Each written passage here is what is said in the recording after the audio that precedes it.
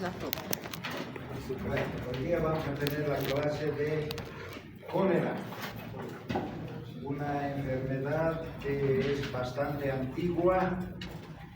Acá está descrito ya en la Biblia, se hablaba de aquel. El AT significa Antiguo Testamento, el NT Nuevo Testamento. Fíjense entonces, desde esas épocas inmemoriales ya se consideraba como un proceso. ¿Saben lo que significa miasma? Pregunta. Les pregunten si saben. No saben. No han hablado en ninguna carrera o materia.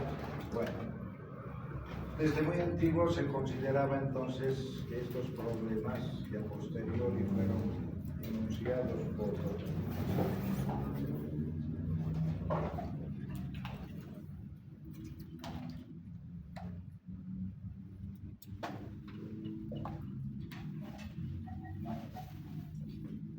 ¿Se escucha atrás, Josué? Sí, doctor. Sí, bueno. Entonces fueron enunciados, decíamos, desde tiempos inmemoriales, donde aún en el Antiguo Testamento ya consideraban procesos nocivos, o sea, se llamaban procesos miásmicos. ¿Qué significa miasma? Olas de mal viento, de malos aires, de olores fétidos, ¿sí?, que originan problemas, o sea, que originan enfermedades. Esa era la concepción entonces, desde antiguo hasta cierto tiempo atrás. ¿Listo? Tenemos ahí entonces los nombres de todas las personas que del Antiguo Testamento habían enunciado la existencia de un ente negativo para los individuos, lo mismo el evangelista Pablo. Y bueno, de manera formal vemos que en la India, en el delta del Ganges, se producen periódicamente algunos brotes que inicialmente comenzaban y terminaban en el Asia, esto es la India, hasta que una de ellas llega hasta la China. Y a partir de la China entonces empieza a difundirse hacia Europa, e incluso algunos autores anuncian que se llegó a América. Bien, entonces, ahí entra el dilema. Todas las personas que están enunciadas acá, desde el año 600 a.C., en 1817 se da la primera pandemia. ¿Listo? Pandemia.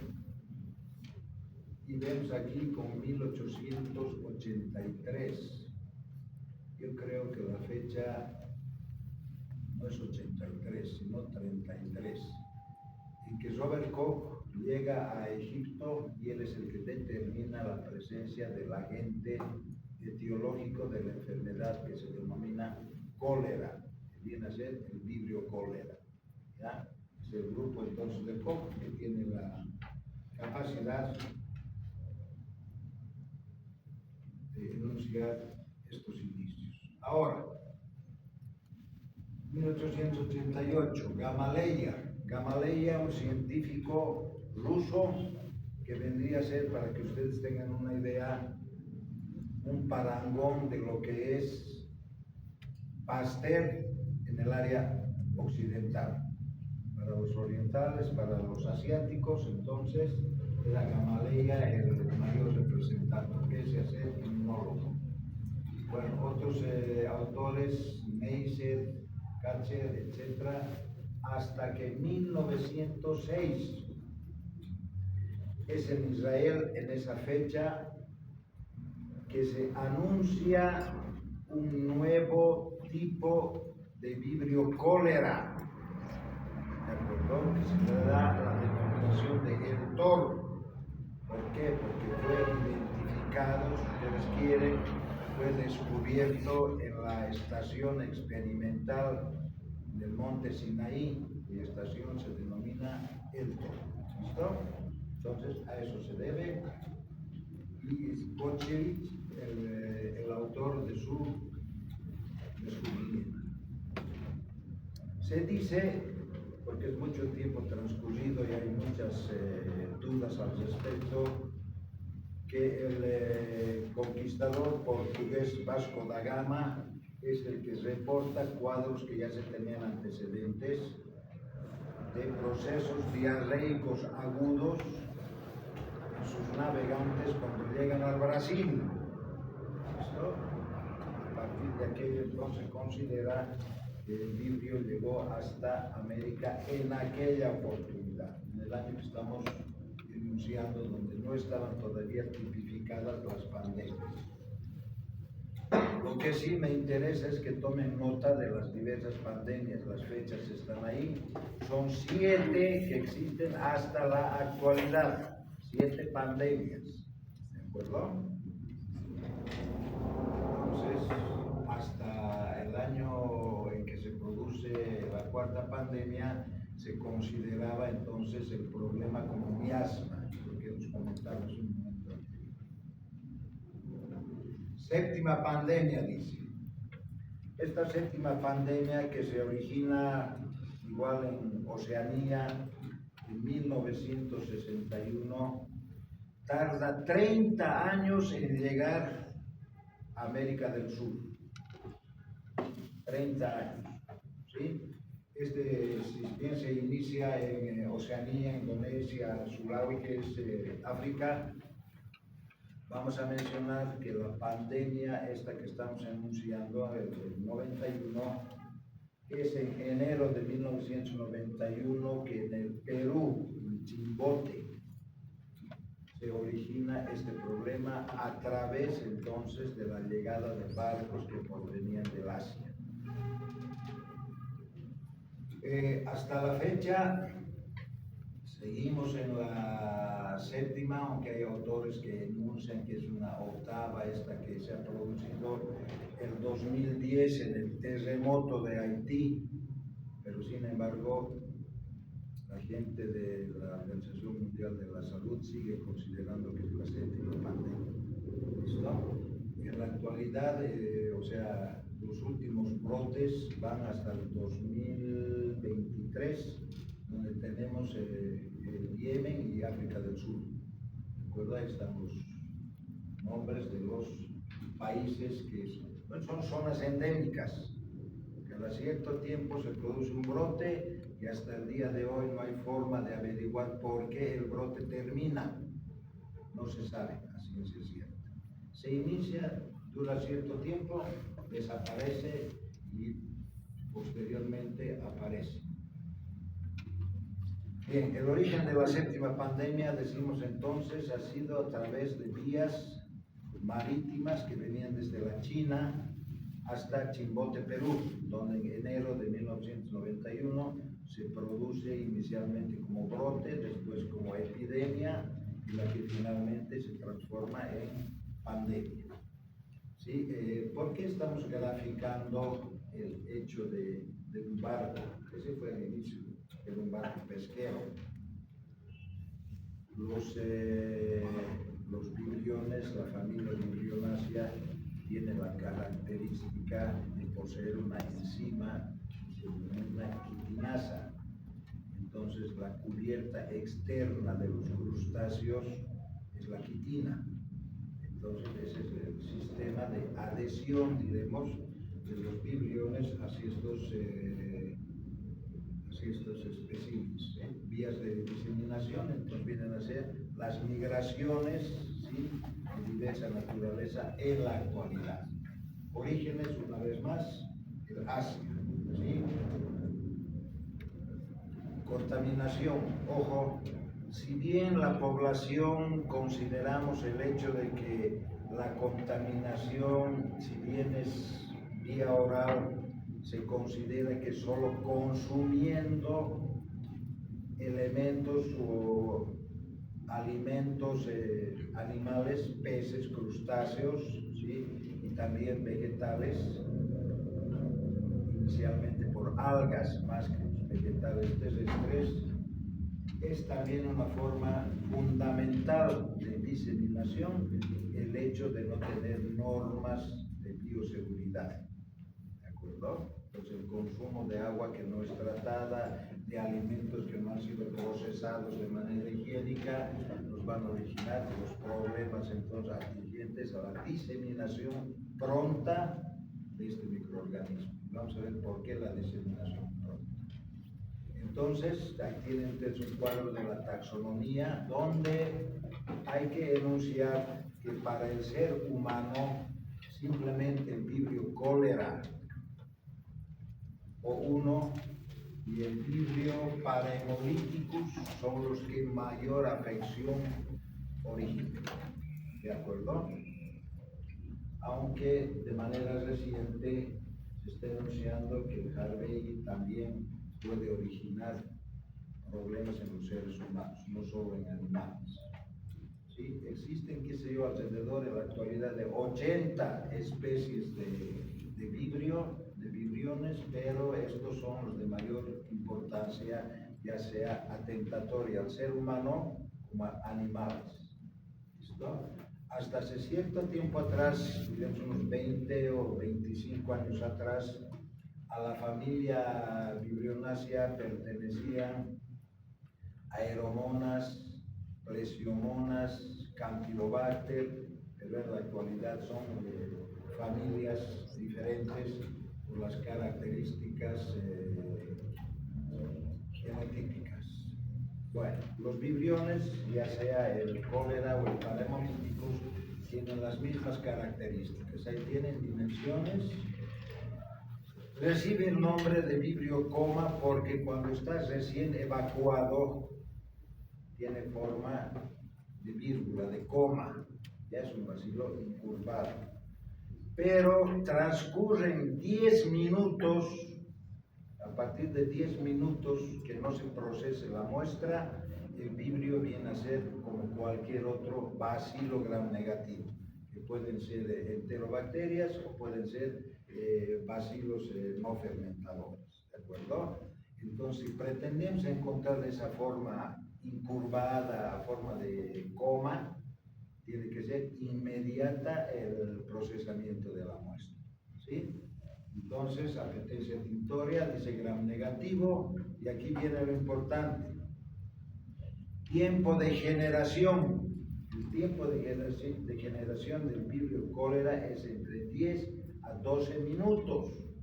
Por eso es que de acuerdo a la carga, a la biomasa, la enfermedad se va a producir en un lapso bastante corto, 5 o 6 horas. ¿Sí? Bien. Agrupación, no hay ninguna agrupación específica, como pudiéramos decir, qué sé yo, estreptococos o estafilococos, que son tipos de agrupación definidos, ¿verdad? Acá están sueltos o racimados de manera indistinta. ¿Qué más podemos enunciar acá? Eso. A ver, en relación a las características culturales, o sea, de cultivo, podemos indicar que es una bacteria que va a desarrollar en cualquier medio de cultivo, dado que no es exigente nutricional. ¿De acuerdo?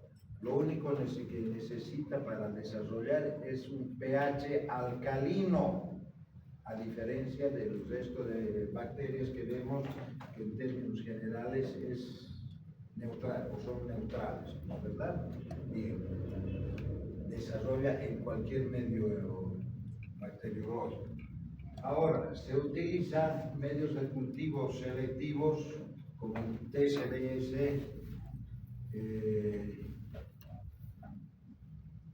el TTGA y el MACONQUE, aunque muchos autores indican que el MACONQUE no sirve, sí, se aísla el vibrio cólera y nos interesa sin ningún problema. Tiosulfato, citrato, sales biliares, sacarosa, el primer medio que de cultivo, TCBS. El segundo es taurocolato,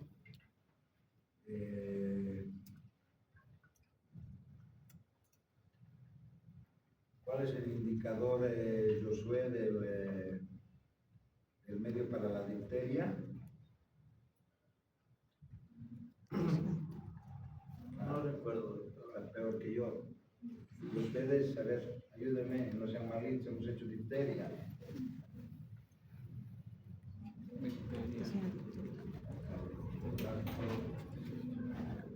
colato son sales biliares, ¿no?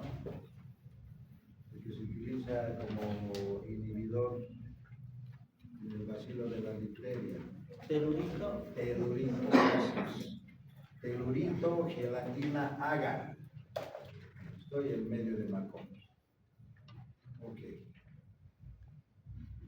Propiedades fisiológicas. El bacilo del cólera es aerobio, puede ser aerobio facultativo o anaerobio facultativo.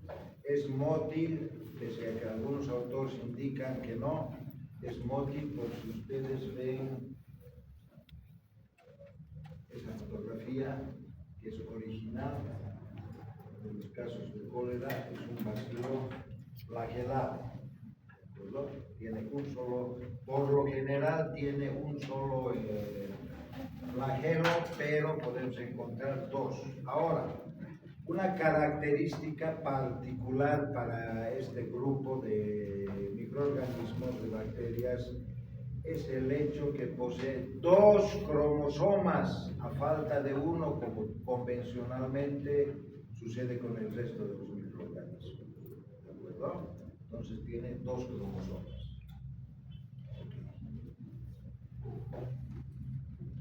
Listo. No es productor de esporas, tampoco de cápsula, donde podemos enunciar que es un individuo relativamente lábil, dado que a más de 60 grados ya empieza a colapsar. 60 grados aguanta, soporta media hora, 30 minutos.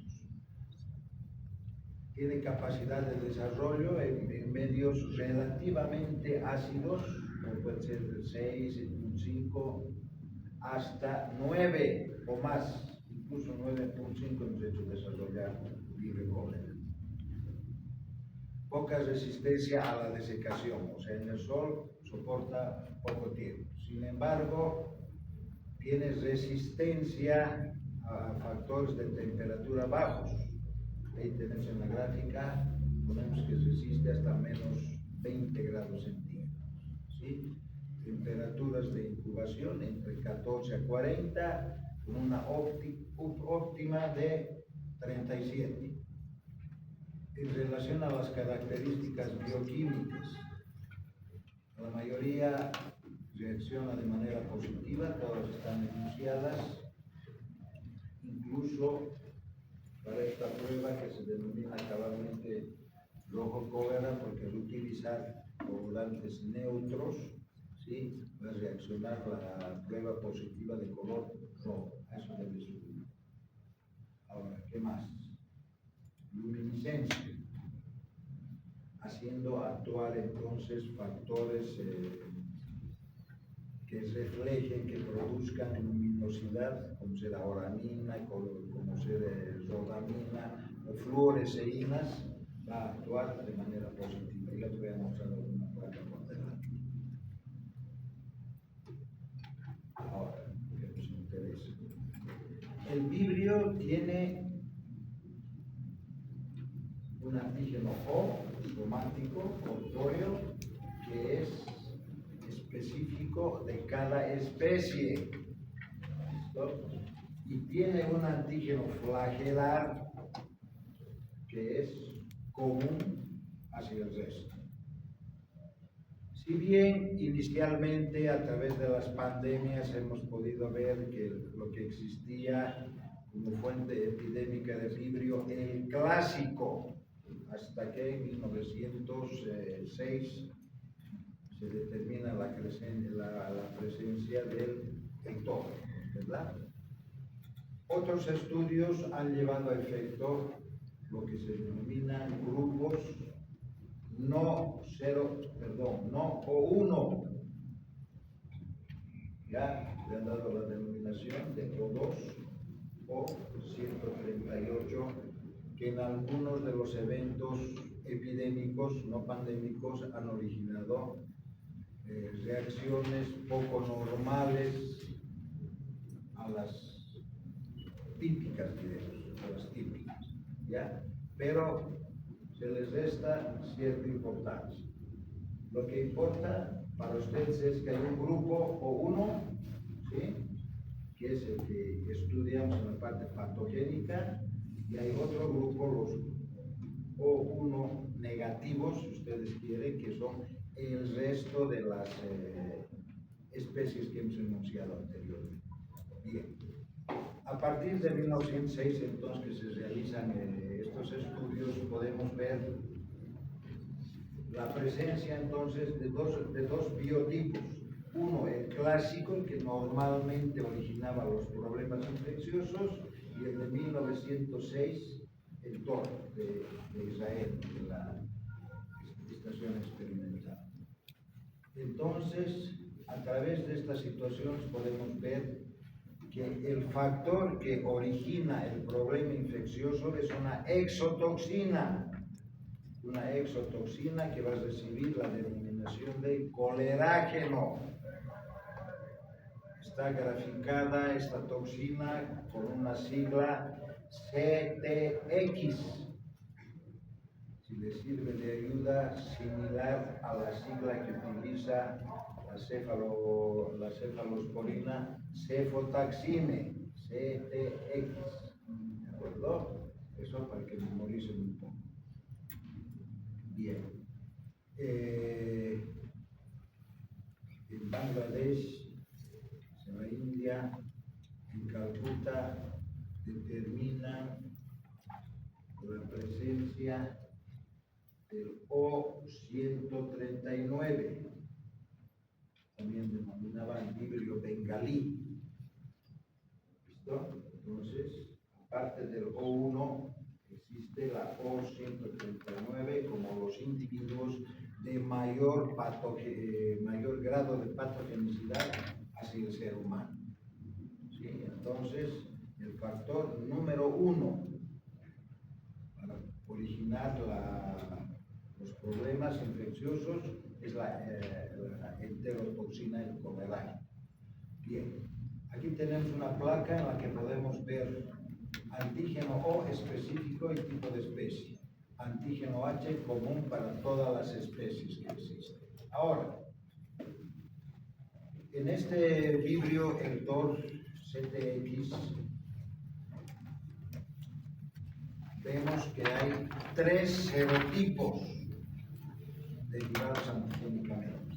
El Ogawa, manifestado como CTXA, CTXB, el Inaba, igual, CTA, CTC, y el Hikojima, que aguanta las tres estructuras serológicas antigénicas, A, B y C, con la misma caracterización. Elementos estructurales de todos los hemos mencionado, de todos los vibriones, van a ser los flagelos y fundamental los pilis, que les sirven como un sistema de adherencia a las superficies, sean de los crustáceos, sean de las algas marinas. Extracelulares, factores patogénicos extracelulares, tenemos ahí neuraminidasa, mucinasa, proteasas, que son enzimas, y la fundamental, la enterotoxina.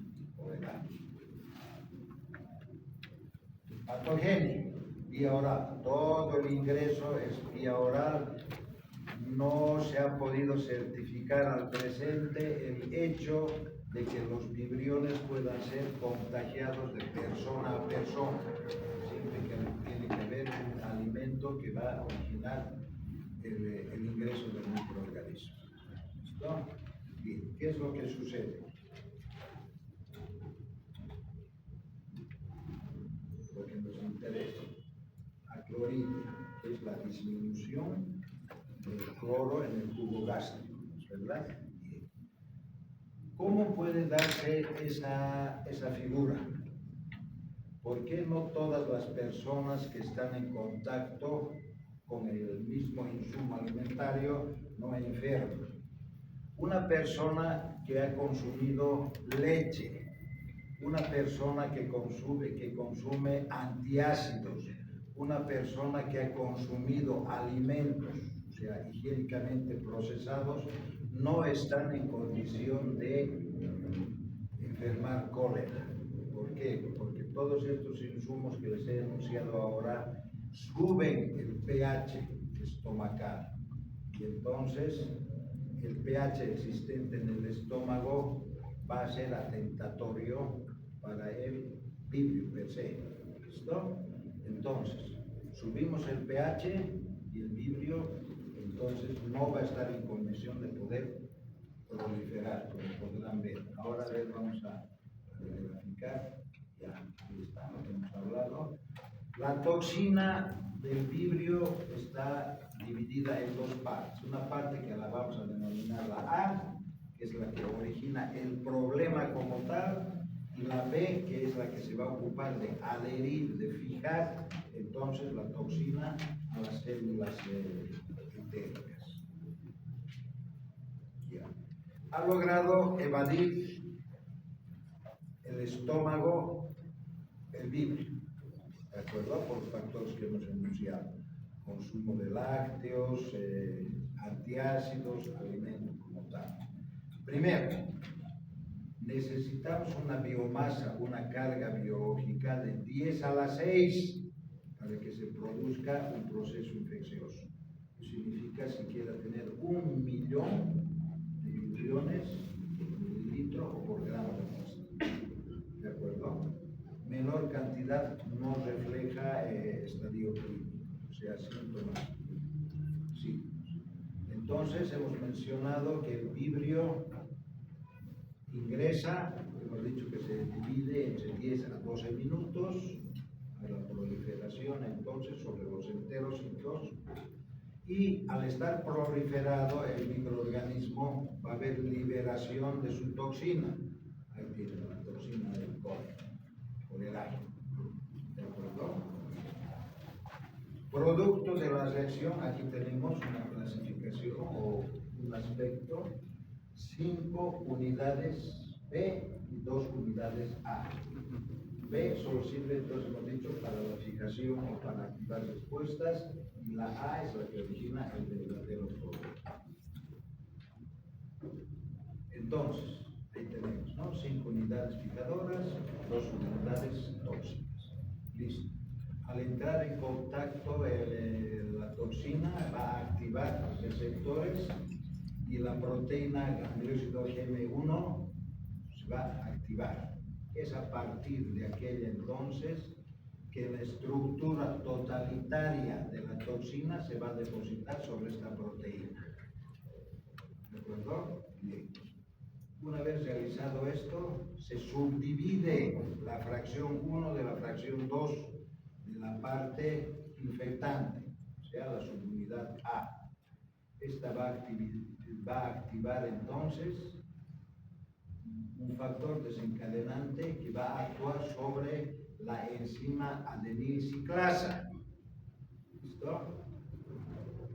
Esta adenilciclasa va a originar receptores sobre el adenosín trifosfato. ¿Qué función va a cumplir? Degradar este adenosín trifosfato en AMP cíclico, adenosín monofosfato cíclico. ¿De acuerdo?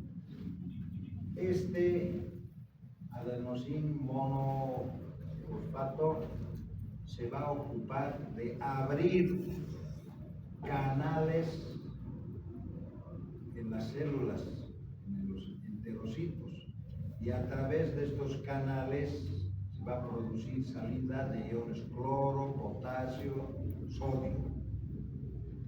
También va a haber salida excesiva de agua y salida de bicarbonato, lo que de manera fisiológica va a originar un desequilibrio electrolítico, deshidratación por la pérdida de agua y acidosis metabólica por la pérdida abundante del bicarbonato.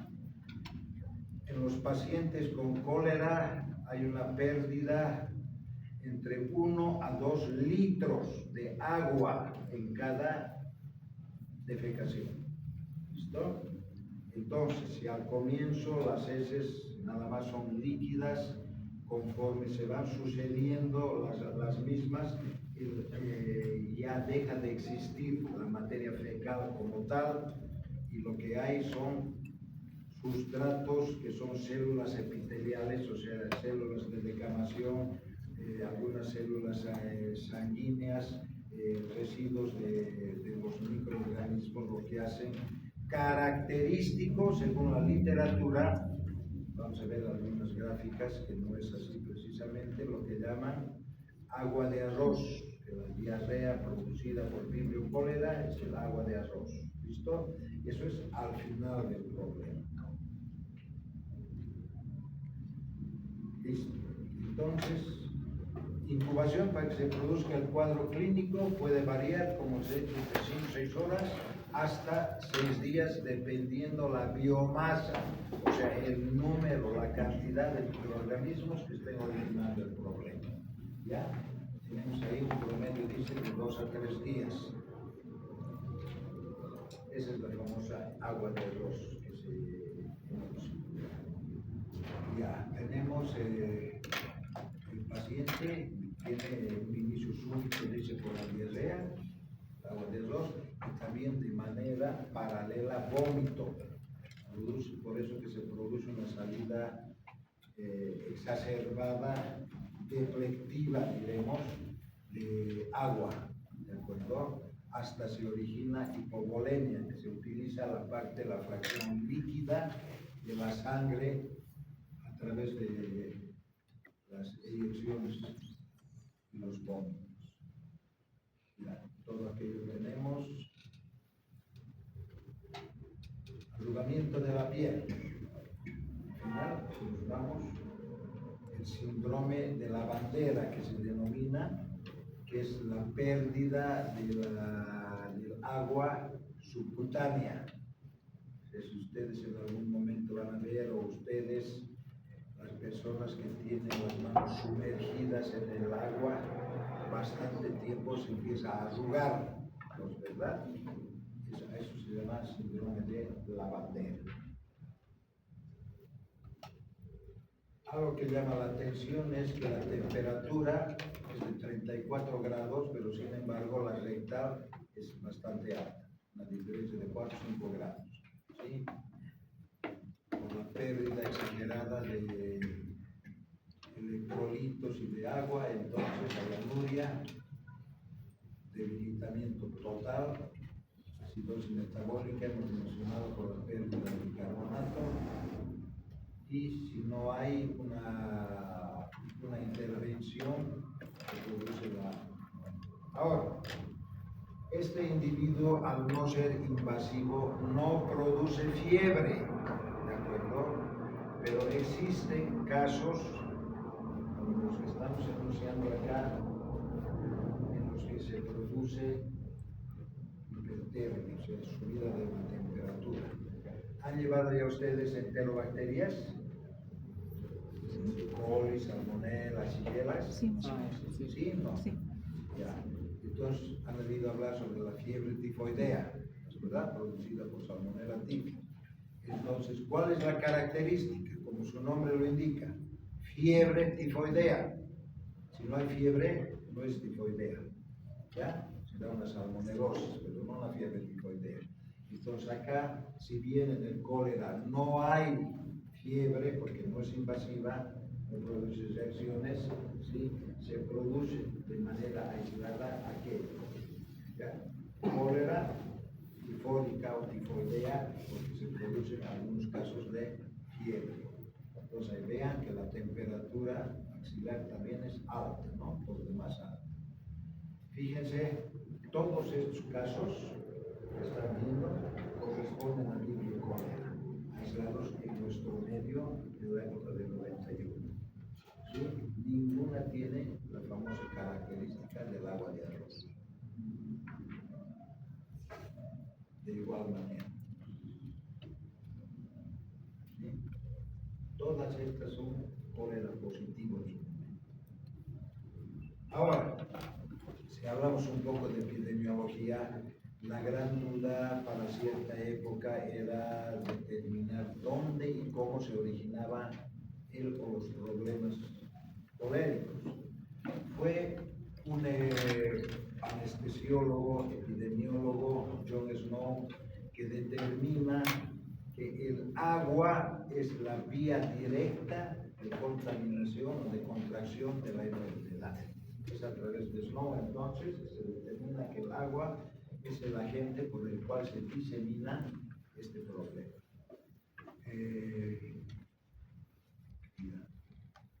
A ver.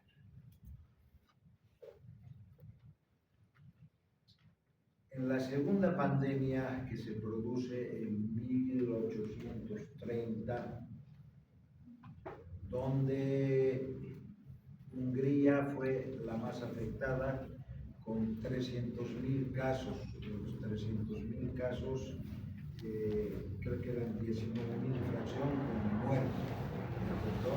Pero ese fue el punto de partida para que en Europa se disemine el problema. Italia, Francia, Alemania, Inglaterra fueron sumidos entonces en esa pandemia. Entonces, la primera pandemia, por decir algo, era el Asia la que se mantenía, y en los antecedentes previos también el Asia. Damos cuenta de la segunda pandemia por el hecho que llega, trasvasa, sale del Asia para cubrir los países que hemos mencionado, ¿no? Entonces, estos casos de Pittenkofer, de Koch, hacen referencia a lo que sucedió en Alemania. Se encontraron ese de las personas, la tenemos, ¿no? Ese de las personas, en los filtros de arena que filtraban el agua. Han encontrado entonces en la arena en Altona, Alemania. En Hamburgo dice cuántos, 17.000 casos, ¿sí? Y así. Entonces, esa es la parte de la epidemiología. Ahora, el biotipo vibrio clásico, se lo considera un poco más tenue que el toro. El vibrio clásico solo se presentaba en aguas blancas, solo atentaba al ser humano, pero estudios que se han realizado a partir de 1991 determina que Vibrio el toro desarrolla, sobrevive en aguas residuales, a diferencia de su antecesor. ¿Ya? Algunos estudios que se han realizado indican que puede ser patógeno para animales, mamíferos. ¿Ya? Dos claras diferencias con el clásico.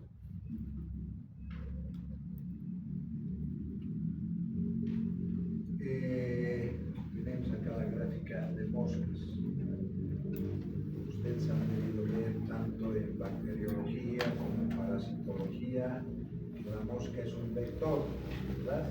¿Qué tipo de vector es la mosca? En términos generales. Mecánico, ¿sí? Listo. A partir de los estudios de 1990-1991 se determina que la mosca es un vector también biológico para el cólera. Estoy hablando solo del cólera. ¿Sí? Ya hemos visto entonces hábitat del microorganismo, agua, olvidaba decir que es una bacteria halófila que tiene capacidad de sobrevida y desarrollo entonces en concentraciones altas de cloruros, no solo el cloruro de sodio, de cloruros en general. ¿Ya? Que posee una enzima que es la quitinasa, que es la que le ayuda entonces a poder adherirse y degradar las estructuras, los esqueletos externos de los crustáceos. ¿Sí? Existen algunas formas no cultivables de los vibriones, pero que no son atentatorios para el ser humano. Hay pacientes asintomáticos, dado que la proliferación o la contracción de la biomasa no es significativa. 10 a la 3, 10 a la 4, el individuo tiene en su organismo, no le produce sintomatología, pero puede transmitir en sus deyecciones siquiera 2 semanas por delante. ¿Ya? Y lo vamos a encontrar en las aguas negras. Prevención, lo de siempre.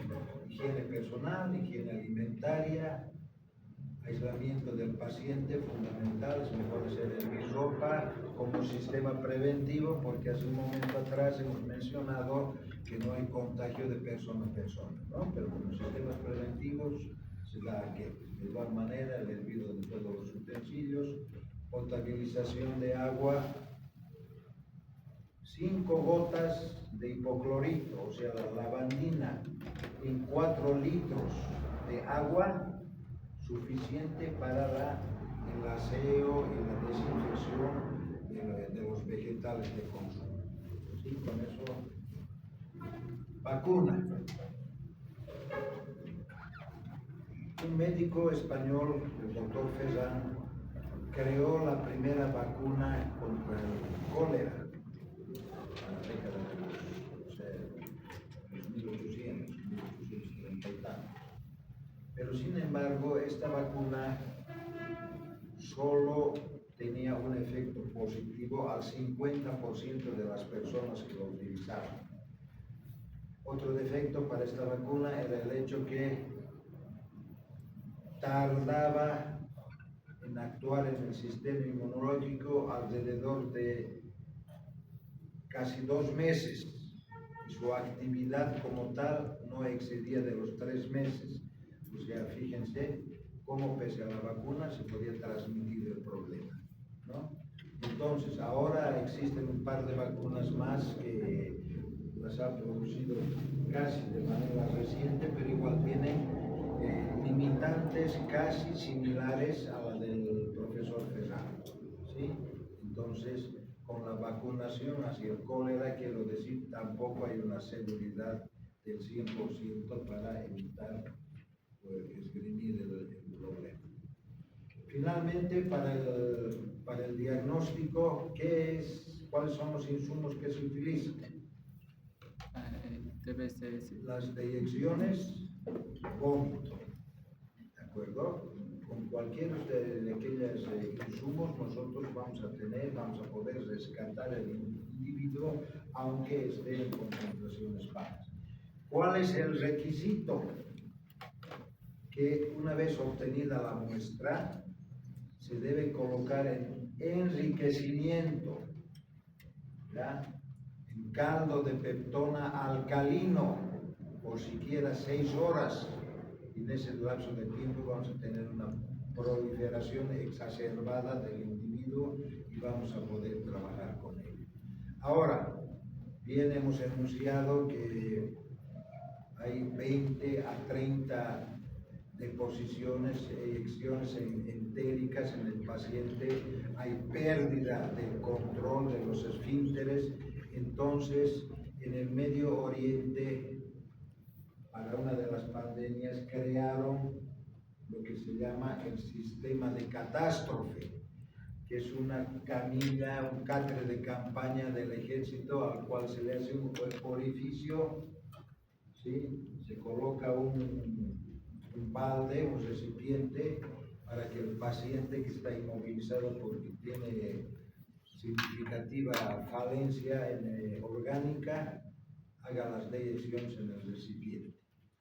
Del recipiente, con sumo cuidado, se introduce papel, que puede ser papel filtro, papel periódico, el papel que ustedes quieren. Se humedece y se introduce aquello en un recipiente, en una bolsa que llamamos de cierre hermético. La gente de nutrición ya por demás sabe cuál es la bolsa de cierre hermético. Entonces, lo importante es el sistema de enriquecimiento.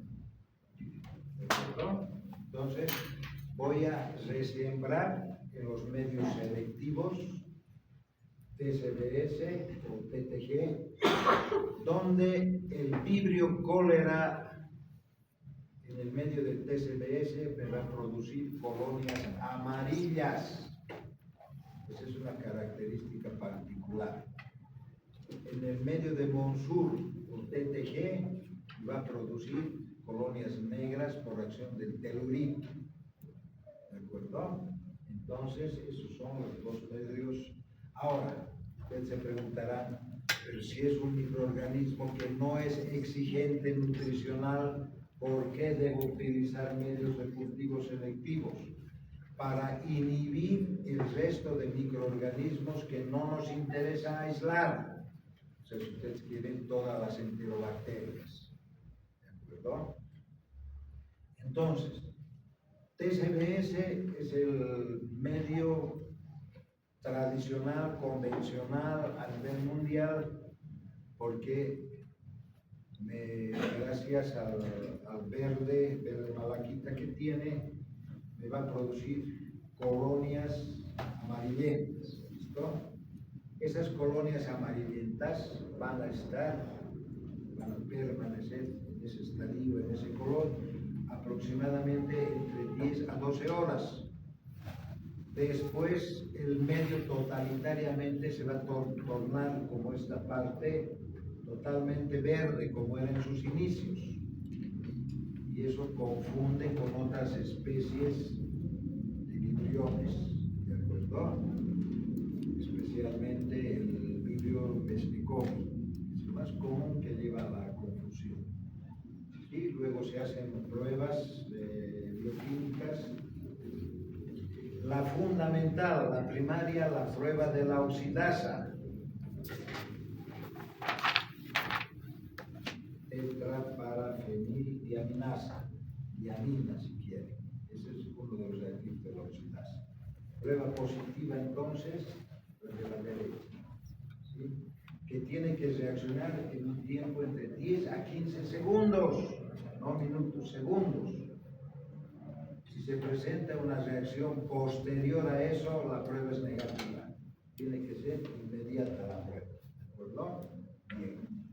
Después, la utilización de antisuelos específicos para poder determinar si es Ogawa, Inaba o Hikojima. ¿Listo? Cualquiera de esos antisuelos específicos vamos a poder determinar esos serogrupos.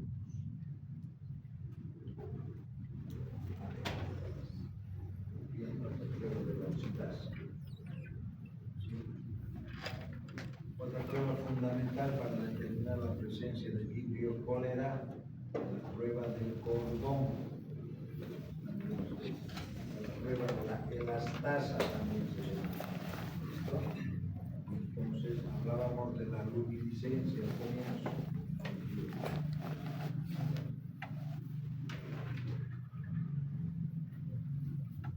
Hisopo de More. Este sistema lo utilizamos para aislar el microorganismo en aguas, en ríos, en océanos. Se introduce gasa, ¿sí? Una gasa plegada que tiene cordón, puede ser algodón, puede ser metal, dejamos introducida en el sistema hídrico 24 horas. Extraemos, depositamos en un tubo o en un frasco de boca ancha con agua pertonada alcalina y podemos llevarla a procesar sin temor de que haya problema. Ahora, tratamiento, aquí tienen ustedes los antibióticos que podemos utilizar.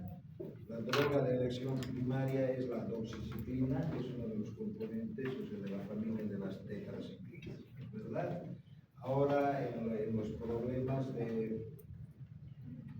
en los brotes epidémicos de Haití, de Yemen, se ha visto que hay bastante resistencia a la sulfa, trimethoprim, y ¿cuál más? Ácido nalidícico, la rifampicina, que todavía funcionaba. Nosotros ya claramente resistentes, o sea, no vale la pena en la actualidad utilizar ninguno de estos, tampoco la sulfa y el trimethoprim, porque no funciona ya en más del 90% de los casos. Al inicio del problema, La Paz era la que tenía el inicio en el país, Oruro, Cochabamba, para el año 91, para el año 92, fíjense,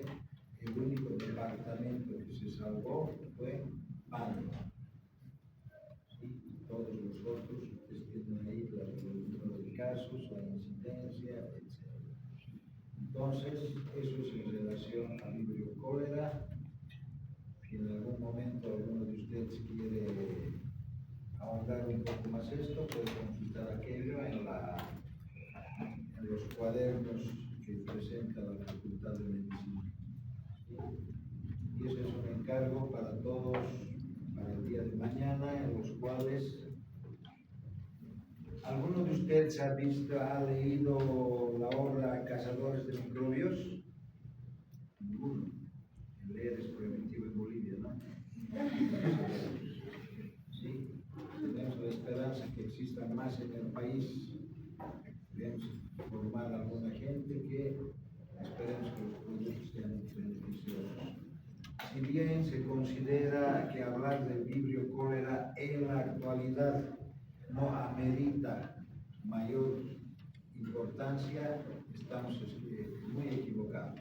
¿Sí? Nadie pensaba que en Haití podía declararse un brote tan grande. Más o menos 10.000 personas murieron en Haití. En 2010 inició su problema y duró hasta el 2017. En Yemen del Sur, el problema se inició desde el 2017 hasta el 2023 con 3.000 muertos. ¿Sí? Como les había dicho en un principio, nadie sabe cómo se origina ni por qué desaparece. La única seguridad es que en algún lugar va a volver a volar en cierto lapso de tiempo. ¿Sí? ¿Listo? Eso es todo. Gracias por su tiempo y espero que nos veamos próximamente.